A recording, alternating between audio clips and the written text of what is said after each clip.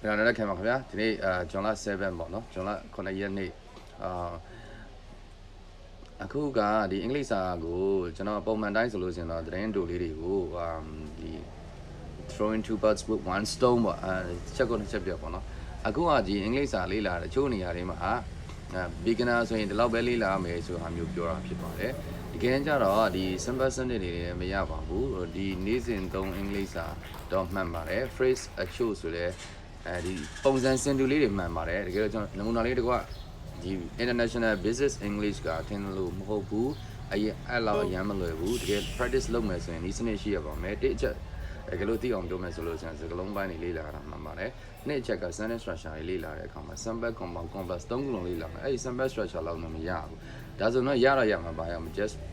speaking မှရအောင်အဲ့လိုပဲရမှာနော်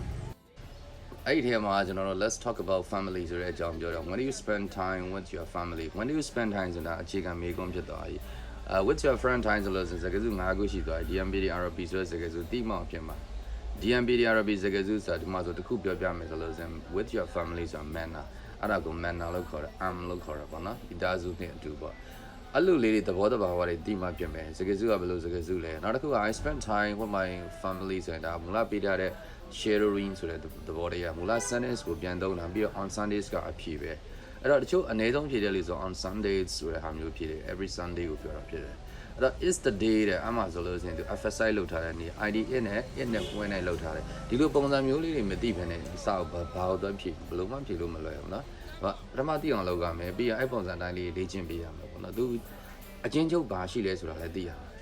So it's the day ဆိုလို့ဆိုရင် it is the day it is Monday စသည်ဖြင့် it is the day ဒါ ID in နဲ့ day ကိုတွဲပြီးသုံးတဲ့ပုံစံဒါဆို ID in နဲ့ day တခုတည်းဆို ID က point ရှိ ID က dash ရှိ ID က one ရှိအဲ့လိုမျိုးပုံစံလေးတွေလေ့ကျင့်ပေးရအောင်ဆိုရင် it is the day ဆိုပြီးတော့ when နဲ့ clause ထိတ်သွားပြီthe time clause ပြတ်သွားပြီ adverb clause level ရောက်သွားပြီအဆင့်မြင့်ဆုံး level complex structure ရောက်သွားပြီ we have a big meal together ဆိုတာSoဒီနေရာမှာ key point က we have a big meal together ပဲအဲ့ဒါ simple sentence လုပ်ရှင်လည်းရတယ်ကလေးက simple sentence လုပ်တာအဆင်ပြေလား clause လုပ်တာအဆင်ပြေလားဆိုတော့ကိုယ့်ရဲ့ကြောင်းသားကိုလေ့ကျင့်မိဖို့လိုတယ်